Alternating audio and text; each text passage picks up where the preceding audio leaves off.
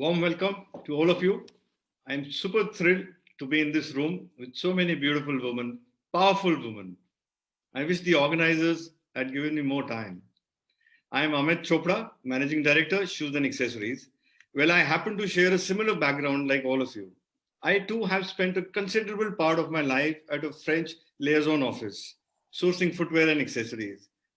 Well, let me get straight to the point. This year has been a year of change and introspection.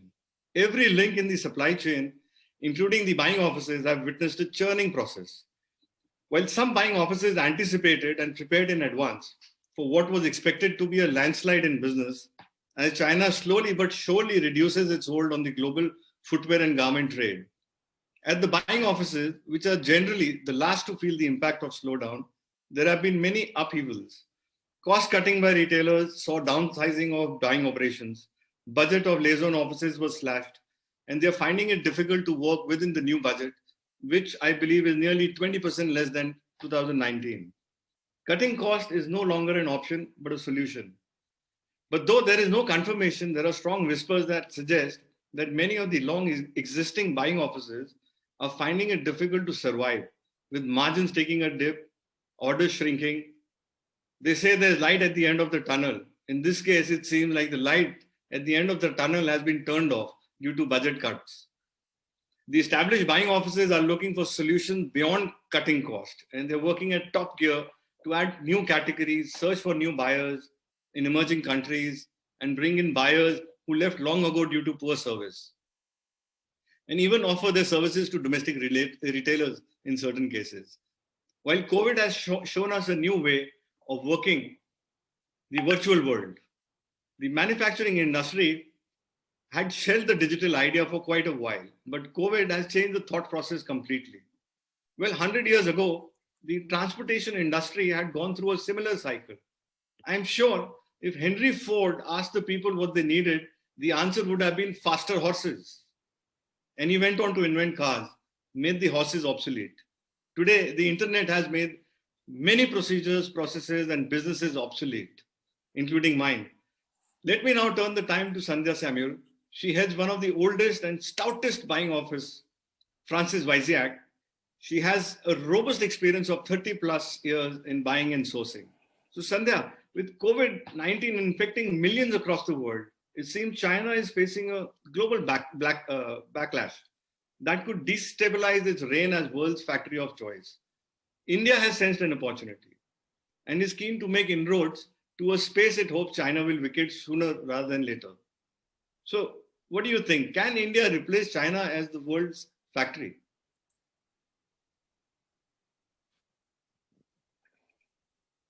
Sandhya.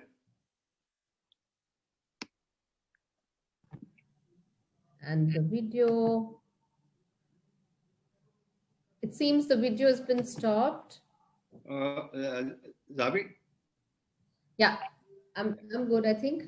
Am I, yes, visible, yes. audible? Yeah, you're on air. Okay.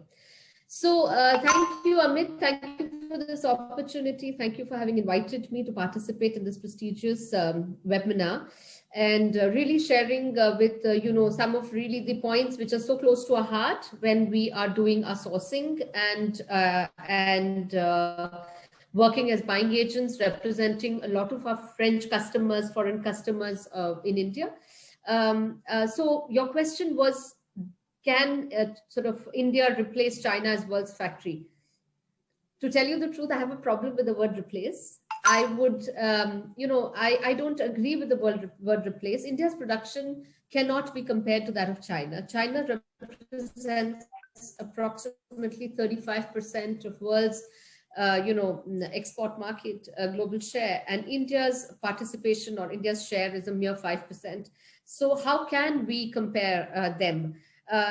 India and China both have their advantages and disadvantages. They both agree, they both exist parallelly, and they both have their own buying space in the global market.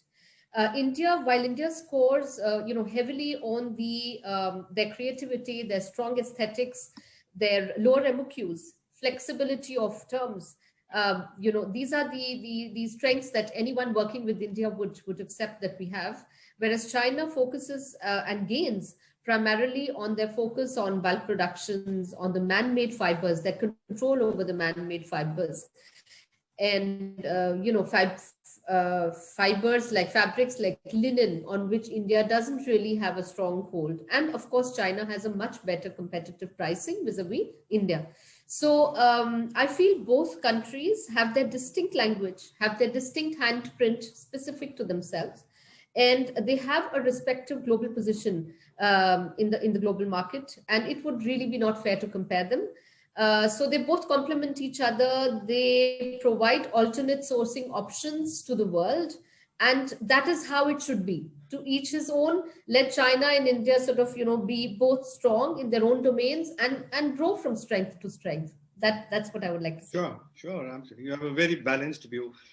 Let's take Anika's opinion. Anika Passi is a seasoned business leader, has set up and led sourcing offices of leading ANZ and Scandinavian brands.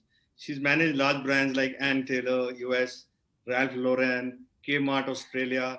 Anika has been managing South Asia sourcing regions, India, Pakistan, Bangladesh, Sri Lanka, and Indonesia as well. Her expertise is in opening offices, scaling businesses, initiating startups, and sustainability. Presently, she's an executive director at PDS Multinational, Hong Kong.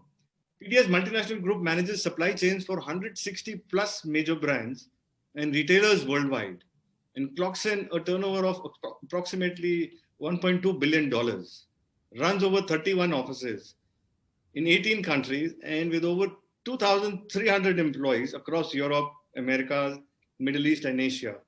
2,300 employees. Anika, I too have a similar experience. So the most important question of the evening is to you, and I expect a very sincere response. Okay. I'm still not over 2,300 employees thing. Okay, the $1 million question is, which email ID do I need to shoot my resume, and when can I join your sourcing team? Thank you, Amit, for the kind introductions. And I just wanted to wish everybody on the panel and everybody who's viewing this webinar, good morning, good afternoon, good evening, depending on which part of the world you are at. Well, you did. I've recently switched roles. I'm now with PDS. Earlier, I had set up the office for Warehouse Group New Zealand, which is New Zealand's largest retailer. So setting up offices and starting sourcing in a region from scratch and then scaling it up is quite an experience and quite a challenge. At PDS as well, I'm going to be looking after new markets and new categories for them. So PDS, as you mentioned, is a very, very large sourcing organization, has scaled very rapidly, and especially in the COVID year last year. We were one of those buying agents who scaled up operations substantially. We alone did about $100 million of PP business. Wow. So hang on. Don't share your email ID on the webinar. No. I'll take it from you personally. So now, since you've handled so many offices, yes. So many countries, and that is not only India for buyers. They are stretching boundaries to include Turkey, Vietnam, Sri Lanka, Pakistan, and even Myanmar now in their sourcing net. So how severe is the threat to the Indian manufacturing? Yeah. Honestly, all these years, I've been managing all of South Asia. So to me, it does not really matter whether I put the business in India or Bangladesh or Pakistan or Indonesia or Sri Lanka or Cambodia or Vietnam. So, I mean, each and every country is very close to me. And I've had beautiful collaborations with my counterparts in the Shanghai office and the China office and the Hong Kong office. So technically speaking, as global sourcing experts, our job is to put the right product at the right destination, the right country at the right price. That is what our job is, and we are seasoned at that. So over many years, you exactly know what is the right product for the right country, and that is what we play on each country's strength. China, as Sandhya said, it's the factory of the world, so we shouldn't even compare, but we should draw inspiration from them and see how fast they've grown. And as you mentioned, COVID has been a reset for every business, for everything practically. A way of life, how we trade, how we source, how we eat, what do we do with our health. So just about everything. And, you know, the countries that have ramped themselves up very, very well and have taken on the challenge of COVID are the future. You know, the next decade, 2021 to 2030, is really going to be determined by the countries in terms of how they coped up in 2020 and how they are going to cope up in 2021, and, you know, what are the lessons they've learned, and have they learned or not.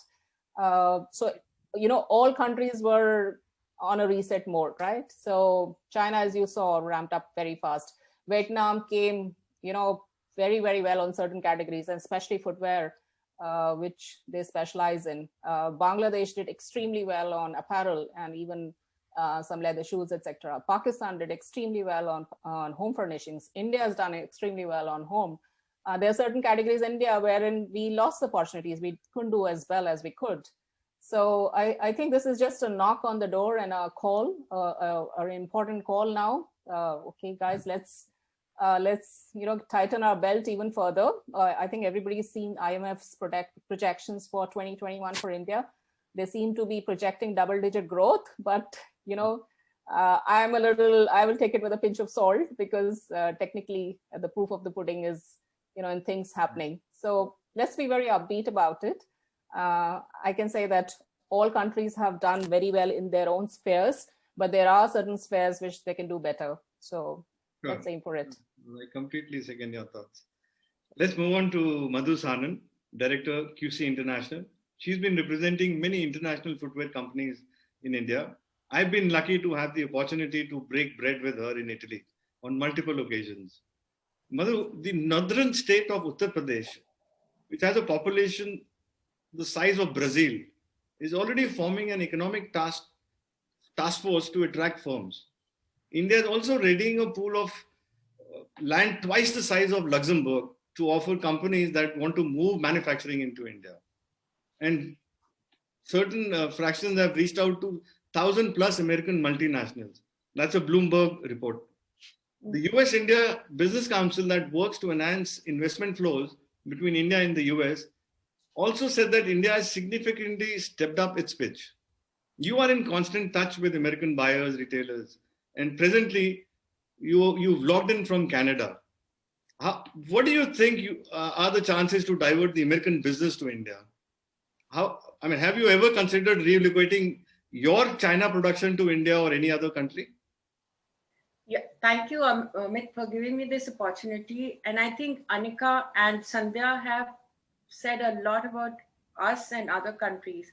Yes, I've been talking to a lot of American, especially brands in America, and they have been quite positive in their approach to be shifting to India. But, you know, the thing is that India has to be showcasing their strengths. The problem is that India has advanced. There are a lot of Indian companies who are working very successfully with a lot of US clients. But the US clients, as of now, still have a mental block. They still feel that India is still not there where they should be. And so what I personally feel is that the Indian industry has to showcase their strengths. They know their caliber, they can achieve it. And there has been a lot of change in the Indian industry. I would talk more about footwear industry because I've seen it from the time I started to the time today.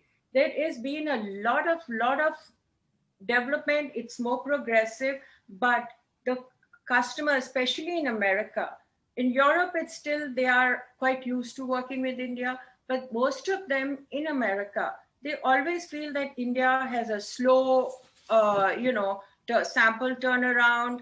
They don't have a good support industry, etc. But that's not the fact anymore. The thing is that Indian sample development, sample turnaround, and everything else, the logistics, the quality controls, the timely productions, everything is much, much better than what they had experienced probably years and years ago. I've had a discussion even yesterday with one of the customers. I said, look, it may be that there was a time when India wasn't up to the mark, but it is now quite good. And, he says, I'll be more than happy to shift a lot of my production to India. He does buy from me. but his major production is somewhere else. So he is very, very open to do it. But he says, but first this has to be improved.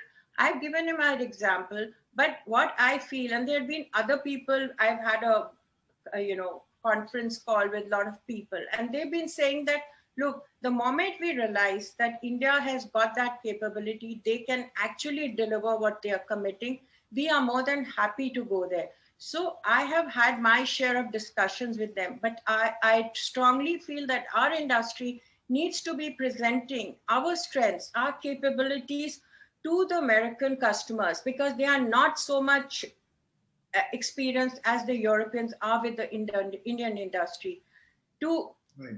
get them to come to India. But, and the other thing also is that the Indian industry has to realize that we should not compete with what China is producing. Like Sandhya said, China is very good in their PU production.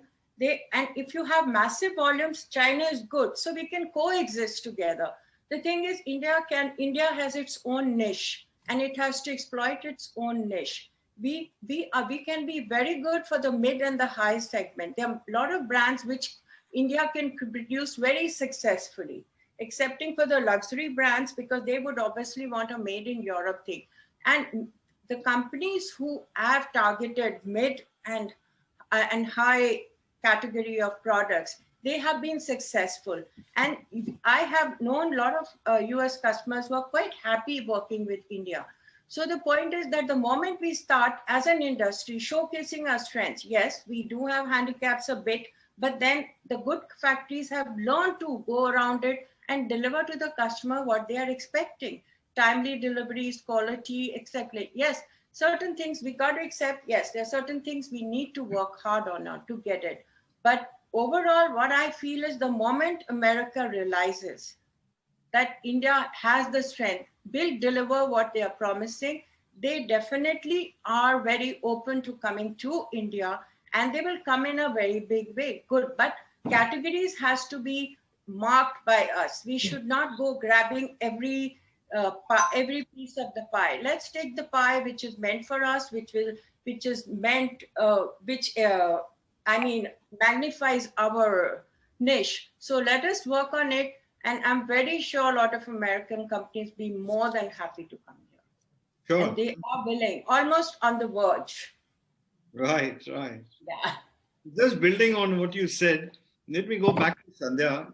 So, Sandhya, today the 4 countries in the Indian subcontinent, India, Bangladesh, Sri Lanka, Pakistan, are considered by most buyers as one identity. And together, they have been one of the fastest growing sourcing hub in the world.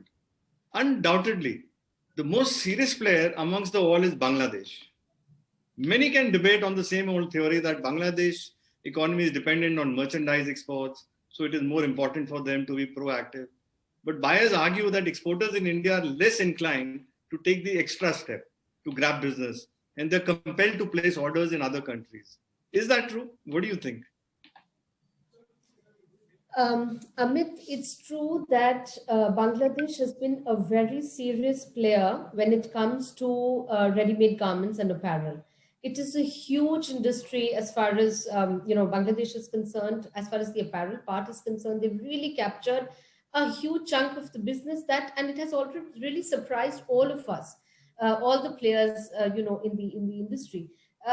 We at Francis Wacziarg, we have our office in Dhaka, so we had already envisaged the importance of Bangladesh in the coming years. We have an office in Dhaka. We have a team of about 30 people working there, merchandising, quality control. And I must confess that, the share that we had allocated to them and the way they've grown is exponentially. I mean, our own office has grown from 15 to today 30. It just shows how Bangladesh has really, really become big on the sector. But what I would really like to say here is that any country doing well doesn't immediately mean that vis-a-vis India that we are doing any less. It's just that everybody gains on their own strengths. Now, if you compare the position of Bangladesh with India, Bangladesh is such a tiny country, but textile and ready-made apparel is their primary industry. I mean, 80% of the population of Bangladesh today is involved in textiles, directly or indirectly. And so many Indian entrepreneurs have actually, moved to Bangladesh to set up their own factories. So today, Bangladesh and Vietnam are actually fighting for the spot 3 in the world export of ready-made garments and apparel and textiles. I mean, China, of course, is number 1, followed by between Bangladesh and Vietnam, they're having the second position, Tiff.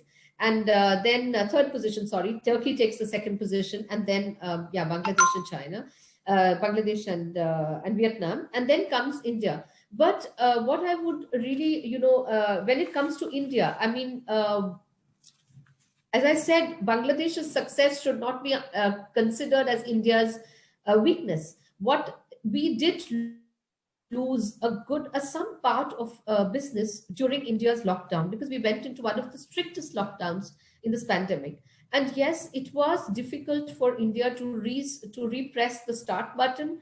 The industry really was not planning for this. It was completely taken everybody by surprise. And so the restart button was a bit difficult, was a bit edgy. And we did lose quite a lot of business, especially on the textile and on the apparel front. But for me, I represent home textiles in my company, and I represent department stores from France. I represent catalog houses. I represent boutiques, brands. And we ourselves in India, after post lockdown, it's very heartening to know we have been able to capture back almost $1 million plus worth of business that we had lost to Pakistan, in spite of the advantages that Pakistan has on the duty front. We still captured back. Now, what are the reasons for that? It's another session.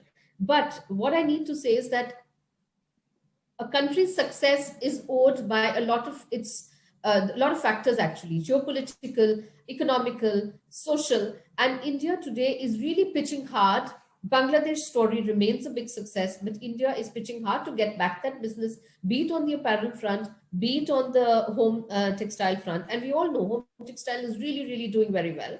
Sure. And for example, when it comes to huge, for me, when I talk to my customers, when they ask me, we have this product, Sandhya, where should we go? Yes, like Anika said, we know, as seasoned experts of sourcing, we know exactly the product, which one needs to be placed to India, to Bangladesh, to China, to Vietnam. We know it. Of course, we try to get the maximum for India, but we need to understand that Bangladesh scores on high quantities, on bulk orders. Whereas in India, what we score on our creativity, we score on our lower MOQs, we score on flexible lead times. And, we are the preferred destination at times for some of the business. And also, we need to realize, all of us, we need to realize that India is the largest producer of cotton in the world. That's something that you cannot take away from India. And that is a huge position of strength that we're sitting on, for which we today dictate the terms and the prices of cotton. And we know in the fraternity, all the people who are here, some of them must be from the shoe industry, but others who are into textile would understand exactly how much cotton is impacting us today. And that is something that India has. Be it the requirement of cotton organic, be it cotton, we are strong, and we continue to hold that part, which is India's strength. So coming back, yes, definitely. Let's not take away anything from Bangladesh. We give it to them, but India remains where it's strong, and those markets India continues to hold. Thanks. But let me also show you that India holds 10% of the world's cattle. So yep. We are strong in leather as well. True. It's time that the manufacturers and exporters and buying offices together, we build up a strong base now. Absolutely. And I must also share that I am a great fan of Bangladesh. I've been there a lot of times. So 6 months they used to work for us when I was working for this French company, and 6 months they were underwater. Yeah. What an amazing country. Anika, coming back to you, all these years, the exporters have operated in closed door environment, a very secretive attitude, and many a times accusing buying offices of leaking their styles to their competitors. Now, what's happening? Everything is on the net. Virtual shows, virtual fashion weeks, virtual meetings. One can capture the screenshot and as they say in the popular jargon, get the inspiration. So what message would you like to send out to the manufacturers, exporters on technology? Yeah. Very good question, Amit, actually, because as we spoke about the COVID reset has been brought about by technology. You know, we were able to work from home, and I mean, the life went on, and, you know, businesses are transacted and in a very different way, and everybody's getting comfortable with the new ways of working. So technology is very, very important. You know, technology is like the nervous system of the body. It will connect the various parts. You know, if the nervous system is not there, how do you send the messages? How does one part you know, talk to the other? So technology is like the nervous system of trade now. So buyers talk to you, your suppliers talk to you, you're in the middle, you hear from both the sides, and you see the amount of changes that, and rapid changes that have come through. Earlier, people would just not want to do a meeting on Skype or whatever. Skype has been there for quite a while. But, you know, business was not transacted on Skype. That was just between offices, or, you know, one-off meetings with the vendors, etc. So my message to, you know, the export fraternity, the manufacturing fraternity would be that please invest in technology and ramp up as soon as you can. Invest in a great camera, you know, have absolutely fabulous internet speed. And, you know, India leads on technology. I think some of the best brains we have who've been leading the world's largest organizations on the technology front. So, you know, have great internet speeds in your offices, have virtual showrooms, you know, have a great camera, walk your buyers around. So they act, and I've been doing this. I've done so many virtual meetings. I cannot tell you. And it's okay, whatever you select, you just send the cuttings out for touch and feel. And, you know, but the shortlisting process has become much faster. You see it digitally, and then you ask for a sample, and then you assort the sample very, very quickly. And, you know, so everything is right now about flexibility and reducing the lead times.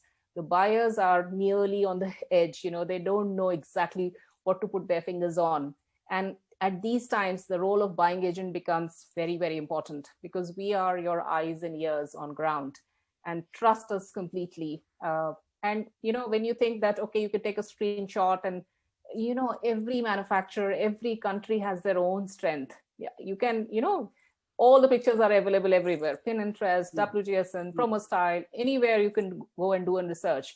But can you make everything with the same level of finesse, the same level of quality? Can you deliver everything on time? Why do we have so many manufacturers? Because every manufacturer has their own niche. And when we are in the buying side, that is precisely what it's our role to find out, you know, who's the best for which product, and we go about it. So technology is not a threat to anybody. It is your biggest friend. The earlier everyone understands that, the faster they will grow. So absolutely, all for technology. Yeah. Thanks. Just building again on what you just said, Madhu. So Anika just shared, with technology seeped into our life's fabric, we are completely woven with the digital world now.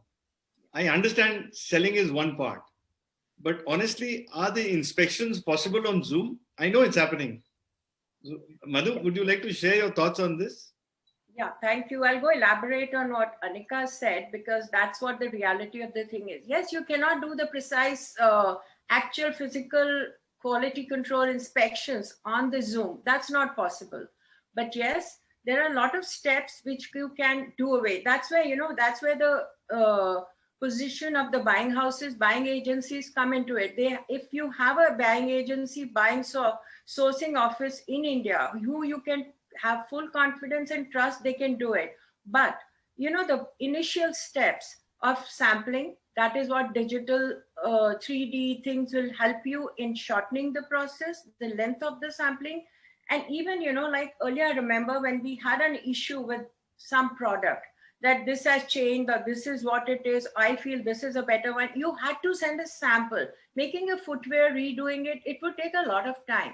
But now, if you had a good camera, like what Anika says, you could easily show it to them. And when you are presenting to a new customer, it will be very much handy and very practical, very useful, and very cost effective when you are taking your camera around your production facilities. Show them your sample developments, show them the way your production is going on. So that cannot be made up. Even the customers realize that how much can you cover up? How can you powder, how much you can powder it up? If you show that around, it really, really does have a lot of impact on the buyers, because you are showing them a running setup. And when a sample development takes place, there are a lot of changes in the footwear, things you can do. You can even, I have cleared a lot of fittings on the camera with the videos, with the zoom things, showing it, because they know whose foot is what size, and they've actually seen these people. And means getting the foot fitting is something which is very, very crucial to a footwear. So that has been sorted over Zoom. So there are a lot of things you could do it. Only the fine, a few small, finer points, you need a physical presence in the factory to see the final inspections. But otherwise, all the steps from the inception to the departure of the product from the factory is very well covered by the digital thing. That is why it is extremely important to be digitally aware, to be digitally equipped to the international standards, and be able to make the best use of it. Right. Sandhya.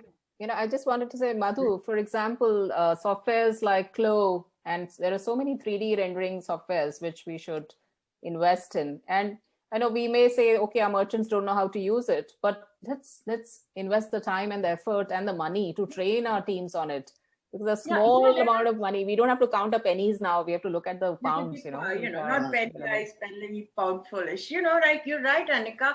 Besides that, there are certain other software, or there are lots of software in Apple, because now I diversified into a lot of other products. I've done a lot of buying from China as well. And I've seen the difference. And I do know that the moment you do it, digitalize things, it is going to go a long way. And a lot of my factories, the ones I'm working with, are very nicely equipped with it. And it has helped me a lot, because even if I'm not there, I've been able to, do my sampling from here on the Zoom. And it has worked excellently. Most of my samples have been approved. Everything, even fittings, like I said, have been approved. So it has been a very, very conducive and a very positive development that is happening. And most of the factories have awakened up, at least in the footwear sector. So and they are performing very good. Very excellent results. Yeah. Thanks. Sandhya, so the same thing, the new normal, the digital paradox. What are your buyers, brands thinking? Is it about embracing digital from adapt to innovate? Or are the brands pacing up with the momentum of brand rebuilding in the new digital world? What's happening at the buyer's end? It's a bit of all of it, Amit. It's a bit of all of it. They are primarily, first of all, in fact, as we work mostly with the French market, the French have had quite a roller coaster ride with the pandemic. They actually imposed lockdown much even before India.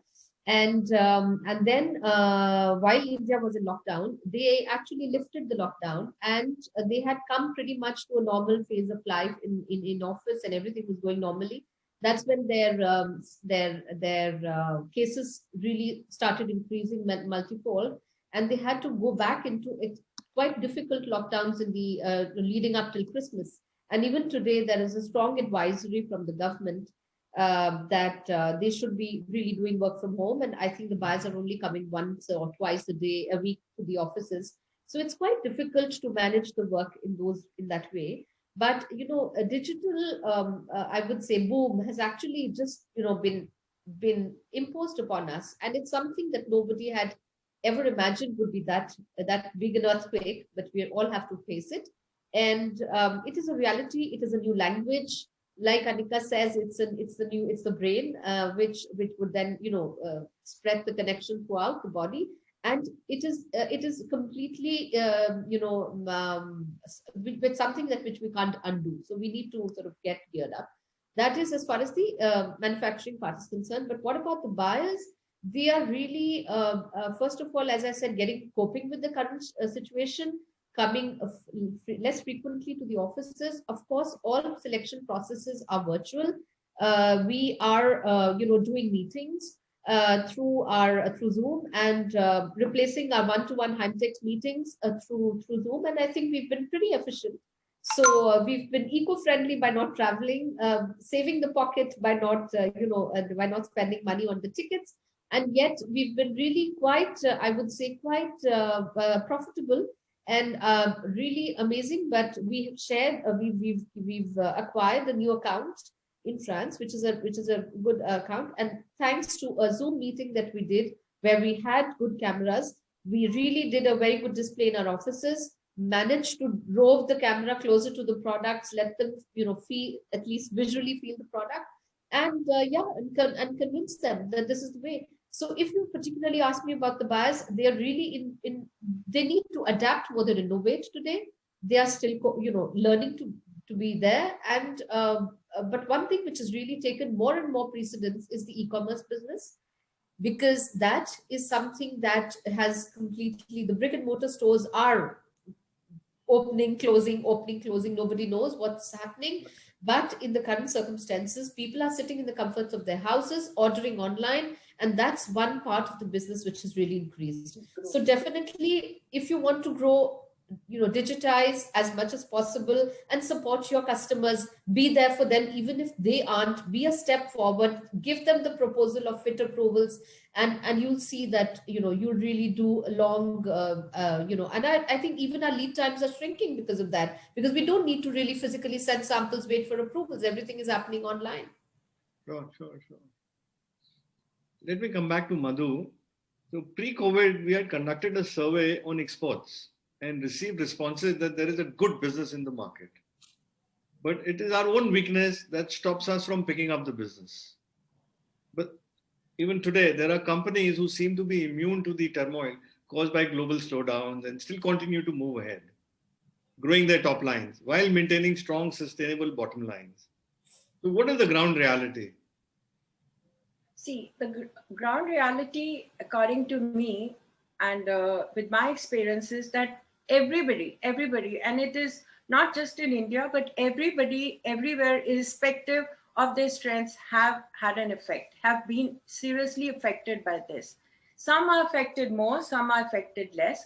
And also there have been certain people who have moved a step further, that during the serious time, they have diversified into something else to keep them going. But yes, if I look at the same product, who's maintained the same product, even the bigger ones have had lower orders. Nobody can say that I had 100% or it was a normal growth from me. Nobody at all. But yes, because they had deep pockets, the lower volume did not kill them. But there are smaller setups who've been hit very hard. The positive point, and a very fortunate and a very happy point for me has been, and also for the buyers, is that the companies who had deeper pockets or who could sustain themselves, have sustained themselves very well with the lower volume of orders. The time they saved, the time they got, the extra time they received at that time, they've used it productively to bring in the long awaited and the long overdue advancements in their facilities.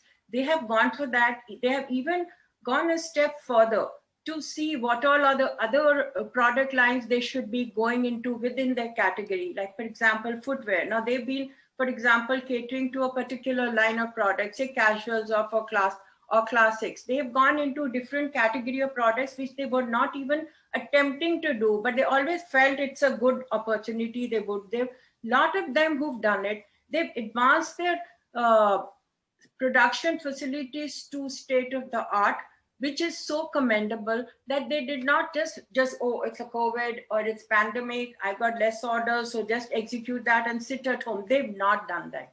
They worked harder. They've come out with new alternatives. They have become more eco-friendly. I have seen factories who have come up with components which are so very good, and they can compete with anybody in the eco-friendly. They have looked around the world, found the best eco-friendly options, sustainable materials, and they have realized the importance of environment. They do realize what is the need of the hour. They have, in certain factories, have been one step ahead of even the buyer's demands, because all that free time they had, because we've all experienced the manufacturing process. The production people are like mad during our peak production times. They don't even have time to breathe. Sometimes they are 12 hours, 14 hours inside the setup. So the mind, even though they had it at the back of their mind, but they couldn't do it. So they've done so much better that it is really commendable, and it is really good for the industry that Indian factories have woken up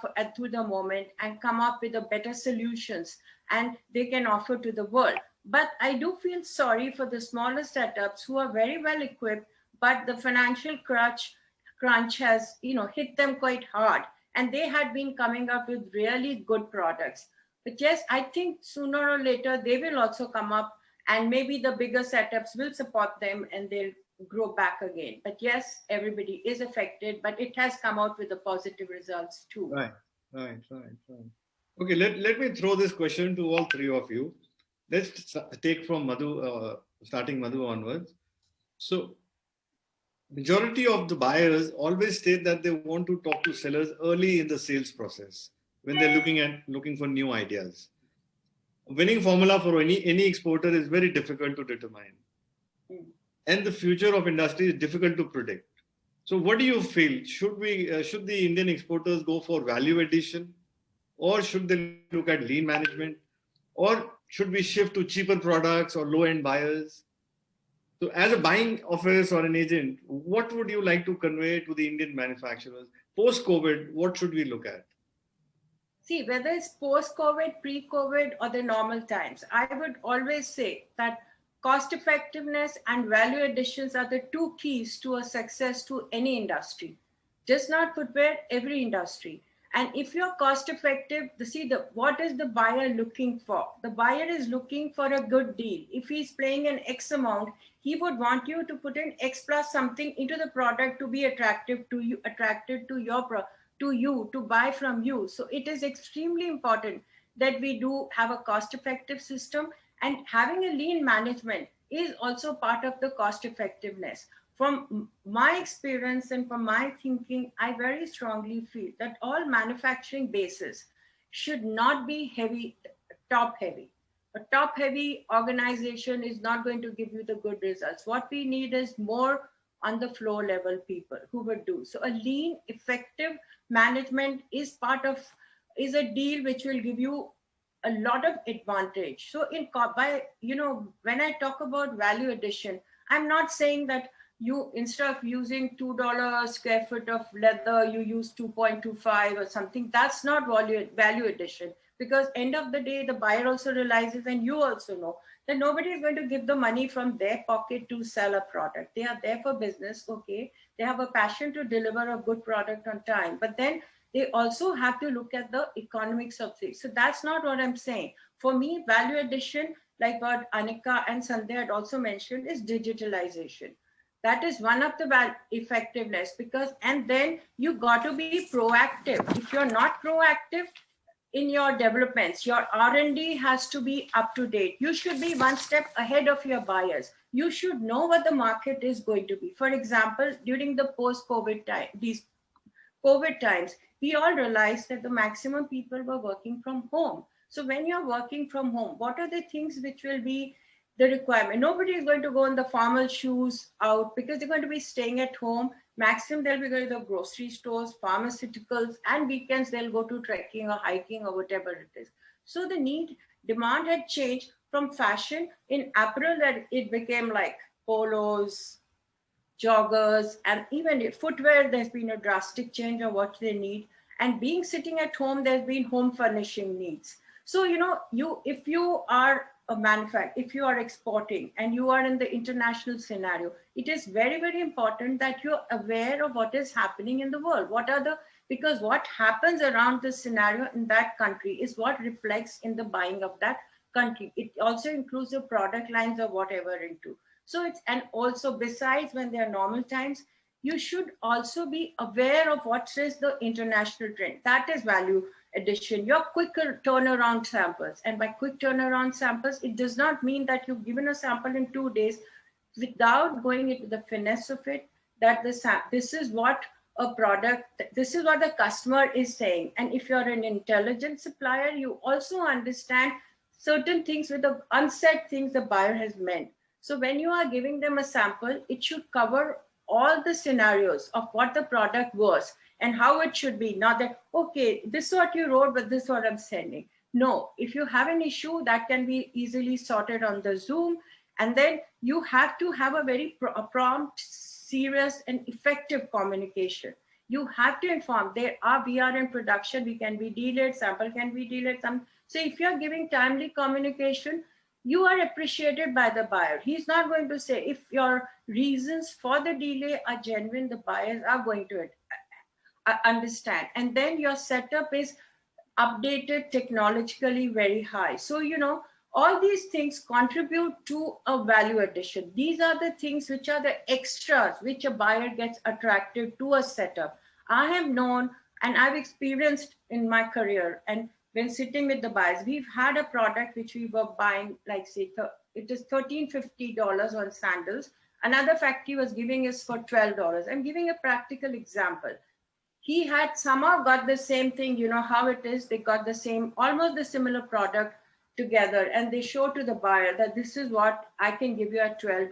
But the buyer opted for the expensive option because he said, this factory is proactive, is doing such good developments, his product is good, and he understands what I want, he delivers on time. So, all these things do add to your value, to what your buyers are going. So as a buying agency, I always say that, all these things are contributing to the success, because today we have if the collaborations are right, all these things do add on to value to your product. So we need lean management and we need cost-effective methods and value additions to be successful and to get, the customers attracted to us. Right. Thanks. Sandhya, what's your take on this? 4 points, very short. 4. Innovate more than adapt. Work on your strengths. Know your strengths. It is the flexibility. It is the aesthetics. It is the lower MOQs. It is your entrepreneurial skills of the youth. Sustainability and new markets when it comes to our product lines. We need to work on sustainability. It is something that is going to stay with us. It's something that we all need to research and develop and work on, and do not depend on the two most, established traditional markets, which is Europe and US. As far as India is concerned, develop other markets. And fourth, whatever we have been focusing on all this while is the digitalization, which I would call it actually digitization and being ready for the next generation, is what everyone needs to understand. If we work on these 4 mantras or these 4 parts, I'm sure that success is guaranteed for all the Indian manufacturers. And if I may add 2 lines for the global audience who's here, and if there are, a line for the customers, that choose your partners correctly, choose your partners in the countries that you work with, based on the experience that they have and the expertise that they have on the product lines that they cater to. Like we say when we were kids, if we have a teacher of a subject, we would hate that subject. So a country, you begin to really like a country if your partner in that country is a good one. So hold hand with the right people who really take you to the right sources for the right product, to be happily sitting with your product and selling and, making your pockets deeper with the profits. Just to share with you, I heard this on the radio. Good friends make a lot of difference, whether they are business associates. So a monkey became a god in India, Hanuman. He kept the right company. Absolutely. So there's a lot of inspiration. Well said. Anika, I would like you to also take on this one, and let me share with all of you that I have Mr. Motilal Sethi, who is the chairman of Saroj International Group. And he's also the convener of leather garments for Council for Leather Exports, which is the apex council we have in India. Mm-hmm. So he's posted exactly the same question on the chat. So Anika, your call on what the exporters need to do post-COVID. Yeah. First of all, Sandhya and Madhu have covered all the points, and I absolutely second everything that they've said. Just to add to it, I've been fortunate to be looking after the non-traditional markets. So my primary markets are Australia, New Zealand, Scandinavia. These are the markets I know very well because I've been leading retailers in these geographies. And I wanted just to bring on board the point about sustainable leather, which Sandhya also mentioned. So I worked with a lot of LWG tanneries, and with everybody thinking about the environment, our earth, what are we doing to our earth? Sustainable ranges are very, very important. In fact, in the Q&A also a few guests have asked about it. So I really want you to focus on the sustainable ranges. Besides that, just focus on your strengths, get the basics right, whether it is technology, innovation, efficiencies. You have to eliminate waste from your system. The buyers are not going to pay for your inefficiencies. The end customer really wants a very good deal. So value for money is the true mantra, And most of all, please focus on your employees. They are your biggest asset. Think of their health, their welfare. Give them more than they deserve, please. I mean, usually that is what has happened in the pandemic. The businesses have gone down, and the first resort is to slash the workforce, or the millions of jobs that have gone. But these were the same people who helped you to build the businesses. So please be very compassionate. Empathy is the name of the game. So specifically, and when everything is back to normal, the employees are really going to value the retailers or employers, who took care of them. So the human resource is very important, and it's only the human mind that can think of technology and putting it to use and various raw materials. So that's pretty important. And so focus on quality and be very cost competitive and innovate. Think outside of the box. Think 5 years down the line. As Sandhya mentioned and Madhu mentioned, the trends are changing. Nobody wants to wear leather shoes now when you're doing, you're working from home, and the working from home is going to continue for a period of time. So at leisure shoes, the market is really big. I was just looking at some statistics, about 115 billion or something. That is the market size. True. And again, to Indian manufacturers, I would say, please focus on the India market as well. We just don't... we are 1.3 billion people. The Indian footwear industry is projected to be about 1.1 trillion by 2025. So focus Anika, on India as well. To add to what you're saying, India is the second largest consumer of footwear in the world. It's humongous. And manufacturer second largest, and consumer as well. Yes. We have 13% of the world's exports. So and we are 95% of our production is for domestic. We are going to overtake everybody else in buying the footwear. At least in the footwear sector, we'll be number one in the world. Yeah, we should be. And very rightly you said that we should be addressing the domestic market more. You have more. And adapt. If athleisure is the name of the game, then let's invest in that technology, right? Just as Vietnam has done and other countries. I also have on the chat box, there's a question from the executive director of Indian Footwear Components Industry Association. So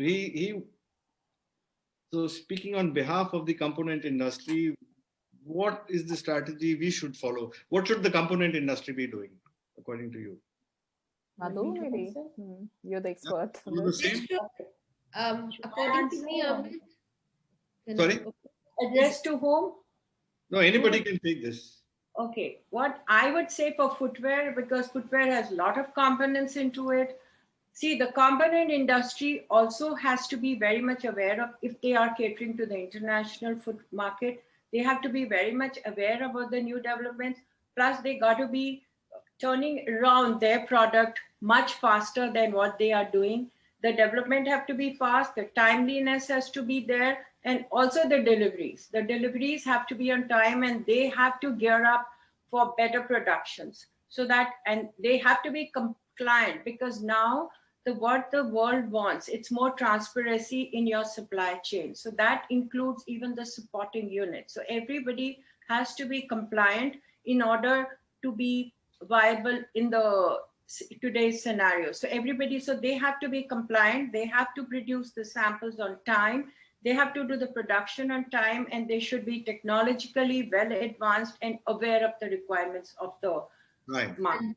And keep the pricing under control. There is nothing more annoying than for the manufacturing fraternity, rather than having high raw material prices. It can just take the whole Fluctuating product. also. Yeah, cost Start for a at X cost. amount and deliver at X plus something. So The whole quality and supply price. chain has to think cost effectiveness, the whole supply chain.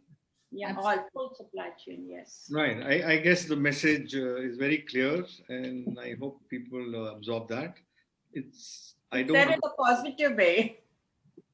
I don't want to say, I don't want to finish this session, but we are approaching the end time.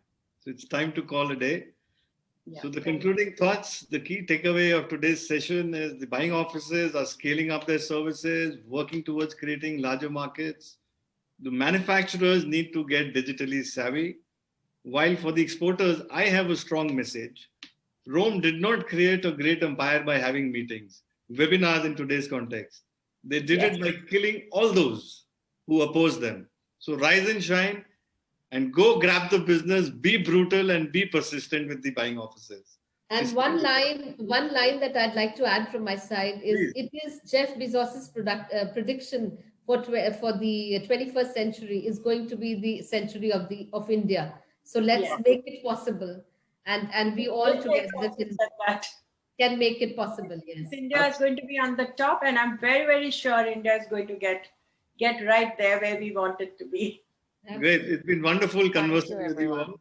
And Anika, I'm still not over 2,300 employees. No, you see, Expect my resume soon. we work with Thank you. 160 retailers of the world, so we know Right. everybody's handwriting. Very soon. Anika Thank is you, going to everyone. get a CV or two after the session. Have a good evening. No, it was a Thank you. fantastic session. Really loved every minute of it, and such experts on the panel. Amit, thank you so much. You you. rocked the show, right? Thank you so much. Thank you so much. Thank you. Bye. Yes, Amit and Sandhya and Anika, it was really good to be with all of you. Thank you. Yes, certainly. I'm going to be sourcing a lot more footwear now from India. Okay. All right. Bye-bye. Thank To you. everyone. Bye-bye, everyone. Good Bye. evening. Stay well. Stay safe. Bye.